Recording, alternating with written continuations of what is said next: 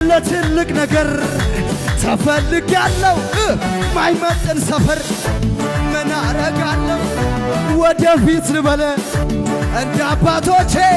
ያየህልኝን በእምነት አይቼ ይበሰበኛል ይበሰበኛል ይበሰበኛል ይበሰበኛል ይበሰበኛል ሹባ ይበሰበኛል ይበሰበኛል ይበሰበኛል ይበሰበኛል ይበሰበኛል ይበሰበኛል ይበሰበኛል ቃልካፍ ከወጣ አንተ ከተናገርክ የማይሆን ምን አለ ትእዛዝ ከወጣ የጨለመ ቢመስልም ቀናት ቢቆጠሩ